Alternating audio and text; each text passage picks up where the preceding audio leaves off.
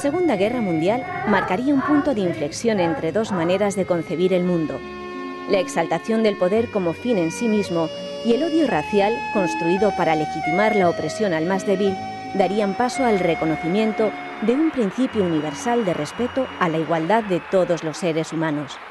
We stand today at the threshold of a great event, both in the life of the United Nations and in the life of mankind.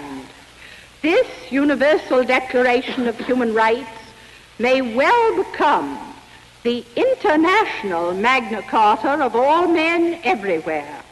En un contexto general de repliegue de fuerzas, más impulsado por el declive económico de los imperios que por un verdadero convencimiento ideológico, el mundo colonial empezaba a reclamar su protagonismo en la historia. Intelectuales del momento, vinculados a la sociología francesa y a corrientes teóricas marxistas, van a prestar especial atención al proceso descolonizador, a sus causas y consecuencias, esta vez entretejidas en la dialéctica del tiempo y ya no condicionadas, como se creía, por un determinismo cultural incontestable. Bourdieu, de algún modo, forma parte de una tradición, y es una tradición para pensar sobre pensamiento, pensar sobre el mundo francés y sobre el mundo en general a través de las colonias. En eso es un intelectual como otros muchos que en esos años hacen distintos tipos de actividades o de trabajos relacionados con el gobierno colonial en Argelia, en Marruecos, en distintos lugares. Sin embargo, Bourdieu es muy distinto. En primer lugar, porque pertenece a un contexto, procede de un contexto familiar totalmente distinto al habitual de los académicos de la época. Nacido en los Pirineos franceses y ciertamente lejos del radio de acción de la burguesía tradicional, Bourdieu habló el gascón hasta su ingreso en la escuela primaria. Una experiencia que moldearía la personalidad de aquel aprendiz de filósofo de la École Normale Supérieure de París y de aquel aprendiz de soldado que sería enviado a Argelia con el ejército francés. Bueno, Bourdieu llega a Argelia como soldado, como militar. Llega en el 55-56, como nos dice Martín Criado en una introducción que tiene a la sociología de Argelia, parece ser que tiene conflictos con la jerarquía militar y le mandan a Argelia. Y yo creo que le hicieron un gran favor.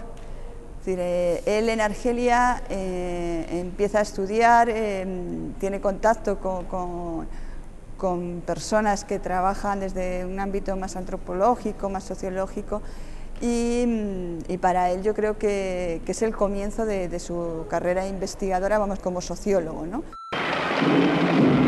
El señor Raymond Lefebvre, inspector general de la Administración, ha presidido una reunión en la que han sido tomadas importantes decisiones con el fin de asegurar el orden público y la protección de las personas y los bienes. En particular, ha decidido enviar a Argel a la 10ª División de Paracaidistas, hasta ahora comprometida en las operaciones antiguerrillas sobre el altiplano Capito.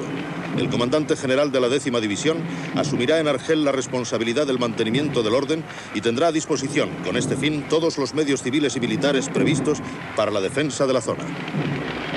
Y en Argelia se encuentra con un mundo y una realidad totalmente distinta a la que se puede esperar en una situación de guerra civil, de guerra de liberación tremenda, y dirige su ojo como sociólogo, como antropólogo, hacia un mundo en ruinas, en destrucción prácticamente, ¿no?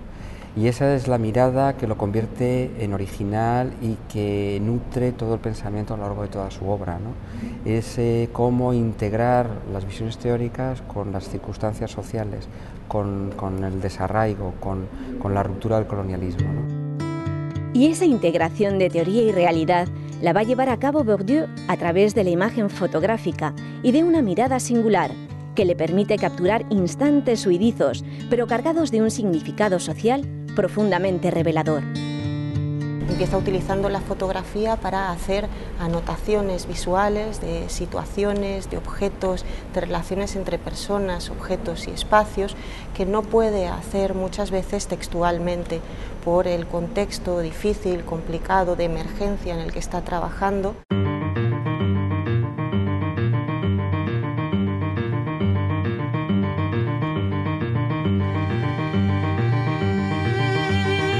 Bourdieu, al emplear la fotografía, poco a poco creo yo que fue viendo, como puede verse después en posteriores análisis suyos, que la fotografía formaba parte de un ritual, una forma de dar valor al otro. La fotografía era como decirle al otro: aquí estoy yo, te estoy fotografiando porque tú eres importante para mí, porque lo que haces y lo que dices me interesa, y además esta fotografía puedo dártela, puedo devolvértela, porque sé que a ti también te va a gustar. Bourdieu va a utilizar también sus fotografías como un bien intercambiable en el particular circuito de reciprocidad que establece con la población argelina, y muchas veces la regala, consciente del valor que tienen para las personas que retrata. De esta forma, la fotografía se convierte en un objeto de ida y vuelta, tan válido para su trabajo etnográfico como para la memoria de sus sujetos de estudio. Bourdieu no tiene el más mínimo reparo en introducir esa dinámica, en mostrarnos la foto, y nada más adecuado a la exposición de la que estamos hablando, la foto del mundo en la que él lleva a cabo su trabajo. O sea, sus diarios de campo, sus fotografías, que es algo bastante novedoso, bastante original, los datos que él recupera tienen que ver con ese entorno de destrucción. En una primera etapa no se ven tan claramente en su obra, o sea, forman parte del sustrato, pero no lo muestra tan claramente. Pero a lo largo de su carrera van apareciendo con más y más fuerza todas estas cuestiones y de un modo cada vez más crítico y más militante. La importancia que Bourdieu concede a la fotografía le impone una extrema meticulosidad en su concepción, en su tratamiento y en su uso. Como herramienta complementaria a sus descripciones de campo, cada fotografía, convenientemente numerada y clasificada, le permitirá volver una y otra vez a la imagen fuente y a las relaciones, más explícitas o más simbólicas, que de ella se desprenden. Y aunque sus primeros textos sobre Argelia no irán formalmente acompañados de fotografías, buena parte de sus reflexiones, como reconocerá más adelante, habrán sido motivadas por una minuciosa observación de las mismas. Él publica Antropología de Argelia en el 58, creo recordar, luego lo vuelve a publicar en el 60, porque vuelve a Argelia con un trabajo que le encarga el gobierno francés, hace un gran trabajo de campo. Él es, como Martín Criado dice, no es nada ortodoxo en esto es la sociología, esto es antropología. Realmente va mezclando, ¿no?, técnicas, hace entrevistas, hace observación, etc. Condicionado por la realidad argelina del momento y por su esencial insumisión a la academia, Bourdieu rompe con el método de la antropología tradicional anclado aún a las premisas etnocéntricas. A pesar de la influencia estructuralista, sus estudios de parentesco con la población campesina de la Kabilia no se limitan a la identificación y descripción de los sistemas de relaciones dentro del grupo, sino que avanzan hacia cuestiones tan novedosas para la época como la división sexual del trabajo o la importancia de la familia como institución socializadora. La familia, bueno, es una familia patriarcal, sobre todo yo creo que lo trabaja más en la parte de la Kabilia, porque ahí habla del poder del patriarca y sobre todo de lo que hablábamos antes, ¿no?, de cómo el grupo presiona y absorbe individualidades.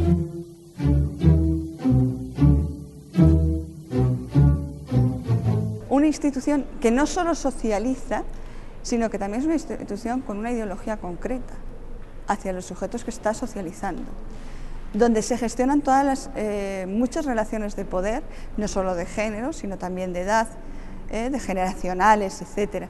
Entonces, él lo va trabajando y lo va imbricando en todo lo que son el resto de estructuras que hay dentro de la sociedad. Construidos estos mapas conceptuales que le ayudan a clarificar la mirada, se pregunta cómo se conforman esas estructuras sociales, cómo se gestiona el reparto de poder en cada uno de sus eslabones o dónde se manifiestan las primeras fracturas que trae consigo el cambio social. Porque la Argelia que se ofrece a la mirada de Bourdieu es una sociedad en trance de transformación, una sociedad en lucha contra el yugo colonial, una sociedad donde muchos de los roles tradicionales van a verse drásticamente transfigurados. Para Bourdieu, el hacer fotografía también dentro de su experiencia etnográfica era una forma de analizar al tiempo que hacía fotografías. Esas fotografías eran una forma de mirar en detalle, de mirar cosas que a lo mejor pasan por alto en la vorágine del trabajo de campo. Una de estas cosas que le interesaba y que luego exploró en su etnografía sobre Argelia era el tema de la economía de la miseria.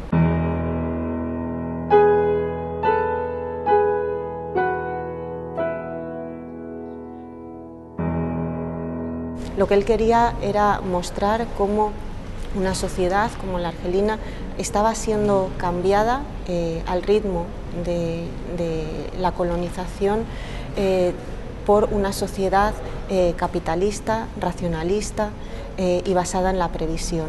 ¿Qué cambios suponía esto para las personas que vivían en Argelia? ¿Qué cambios suponía para las relaciones entre géneros, para las relaciones entre clases, para las formas de consumo, para las formas de producción, las formas de vivir, las formas de organizar las casas, el espacio doméstico? Las vitrinas con los nuevos objetos de consumo y las miradas atónitas de algunos transeúntes, también ataviados de nuevas vestimentas. Las diversas formas de comercio ambulante, el desarraigo de los campesinos en la ciudad, la relación entre hombres y mujeres y las nuevas generaciones abanderando el cambio. La Argelia que se puede ver en la fotografía que hace Bourdieu no solo incluye aspectos más o menos tradicionales, sino los propios ruidos de las fotografías de aquel que no duda en incluir aspectos de cambio o incoherentes, pues arquitecturas modernas o coloniales, pues con viejos trajes, la miseria de las personas, las enfermedades de los niños. Todos esos aspectos yo creo que son muy importantes a la hora de comprender por qué Bourdieu nunca podía hacer un trabajo académico de élite, siempre necesitaba enraizarlo, ¿no?, en los problemas sociales y sacudir a la gente. Si bien la fotografía permite a Bourdieu tomar una distancia afectiva de muchas situaciones dramáticas que observa, también abrirá fructíferos debates en torno a nociones tan sagradas como la de campo, en su versión consensuada de episteme, es decir, de terreno puramente experimental, o la de la falsa neutralidad del etnógrafo en la construcción de su objeto de estudio. Él incorpora distintas tradiciones académicas a su modo de pensar, siempre doblegadas por el mundo al que mira.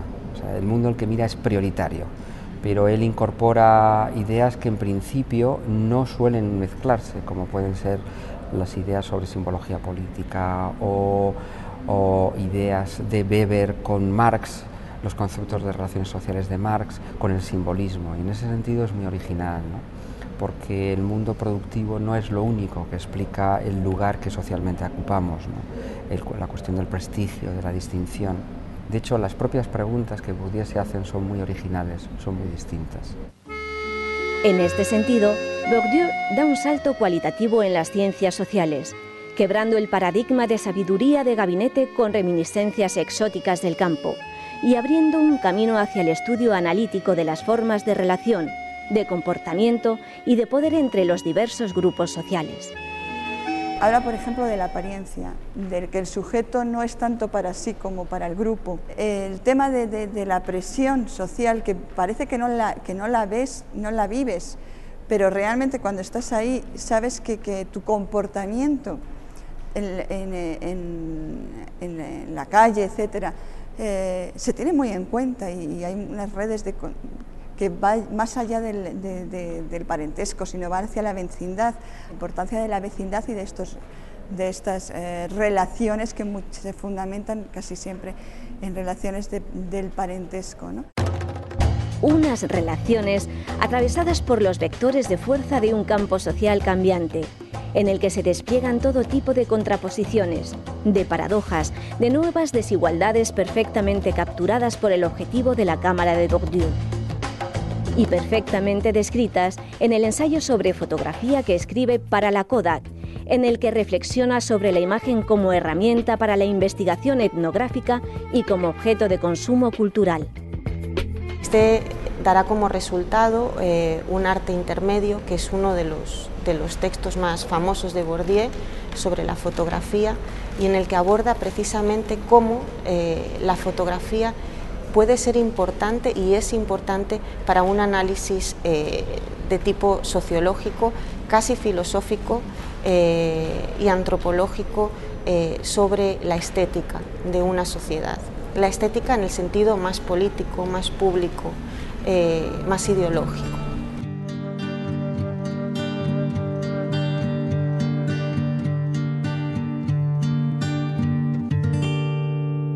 Bourdieu considera que la fotografía cumple la función que cumplen muchos otros rituales, la de cohesión social. A partir de la fotografía y a través de la fotografía el grupo se cohesiona, el grupo se reconcilia con sí mismo y se reconoce. Por eso las fotografías son tan importantes en momentos trascendentales de la vida, como las bodas, los bautizos, momentos además que tienen que ver con esa cohesión casi festiva del grupo. La fotografía es un medio de alabar a las personas y de resaltar la importancia de las situaciones sociales en las que se ven inmersas. Los momentos de celebración en que se tejen nuevas redes de solidaridad, como la unión matrimonial, que hacen más fuerte al grupo porque sella una alianza entre familias. También está ahí en todas sus escritos, tanto en los grupos poblacionales de la Kabila como en los Shawías o en los mozabitas, todo el tema de la teoría de las tribus segmentadas. Entonces, bueno, pues, a partir de las familias se forman en grupos, los grupos en tribus, etcétera, hasta las confederaciones, etcétera, y cómo se unen y se desunen en relación al interés, ¿no? Lo cual cuestiona por un poco el tema de Lévi-Strauss de las reciprocidades, ¿no? Ahí ya empieza a despuntar, yo creo, claramente la teoría del hábitus, etcétera, de Bourdieu. Luego él ha incorporado también al lenguaje cotidiano conceptos claves como la de la violencia simbólica, que forma parte hoy día de cualquier debate sobre el maltrato. Es una persona sensible a las cuestiones de género. La idea de capital social o capital simbólico también proceden de Bourdieu. Una vez que la lógica de la dominación se quiebra, las respuestas se confunden y la negación radical se instala en el corazón mismo del sistema. También en este ámbito, Bourdieu destierra las torpes sacralidades de la disciplina que han impedido cualquier intento de enfoque analítico riguroso. La religión es tomada como una pieza más del sistema, con su particular lineamiento de fuerzas y despliegue de relaciones simbólicas entre los miembros de una comunidad. No hace una especial referencia a la religión, y cuando hace una referencia a la religión está dentro de todo la estructura social, ¿no? Cuando él habla de la religión dentro de un sistema como precapitalista, pues ahí vemos cómo la religión no es una cosa que está fuera, y además cómo cada cual, teniendo en cuenta que el hecho religioso es XX, organizas luego su vida en relación a eso. Es decir, somos más ortodoxos, menos ortodoxos.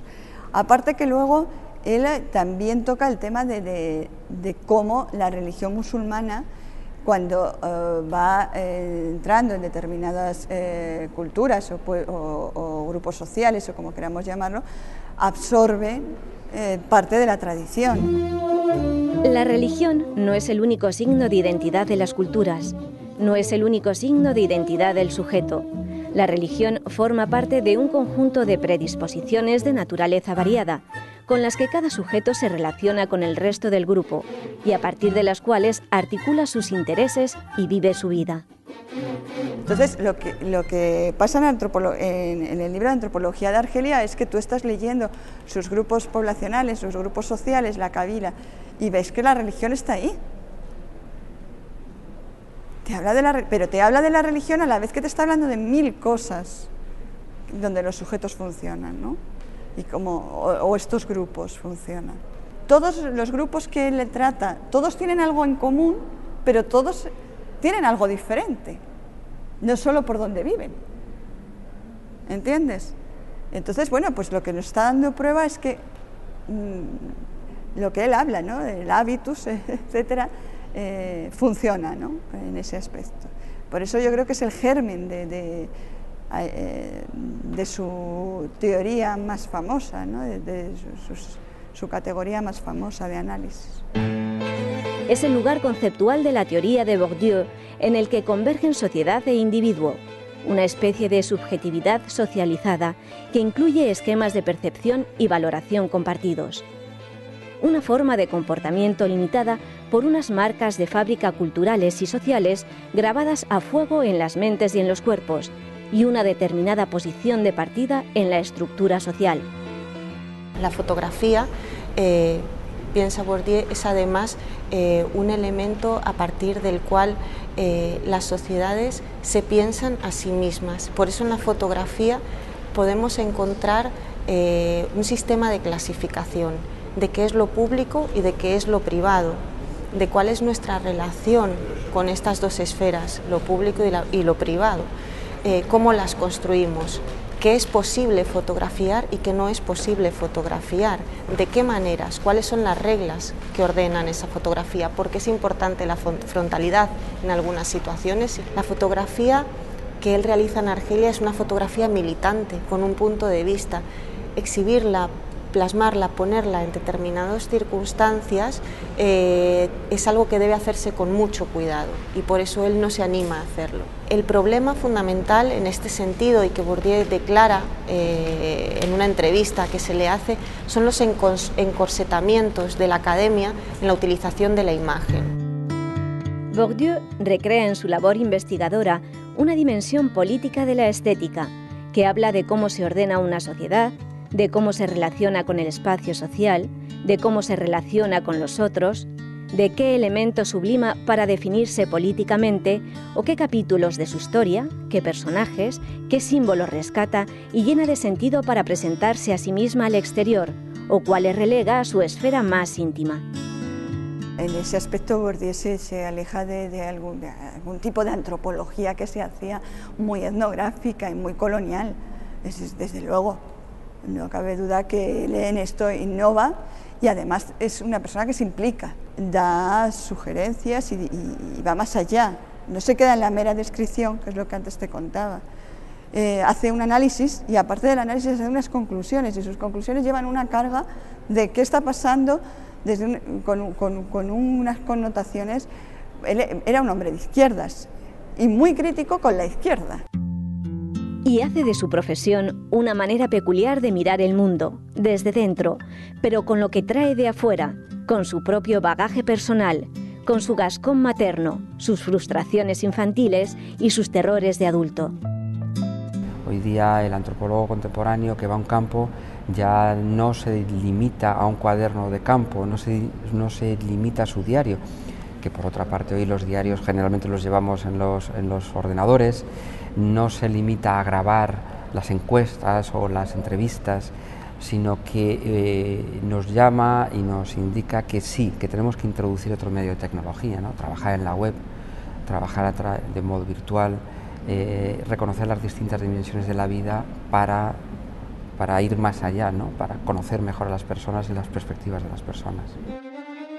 Y es que a cada momento histórico, a cada lugar, corresponde su medio de expresión, a cada texto su imagen, siempre y cuando se hagan mutua justicia.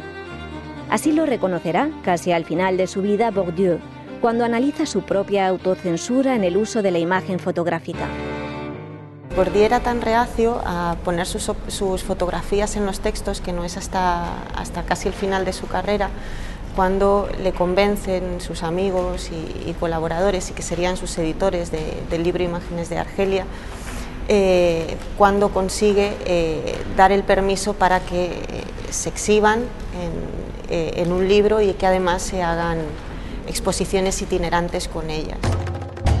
Pero sin olvidar el doble filo que nos brinda todo medio de expresión, ni la importancia de la imagen fotográfica como bien de consumo y de clase, ni la trascendencia de la televisión como gran medio de masas, ni el significado parcial de toda representación de la realidad de un individuo o de un grupo social, ni el alcance de los dictámenes oficiales de la academia, ni las vacilantes certezas de las grandes interpretaciones teóricas de Occidente.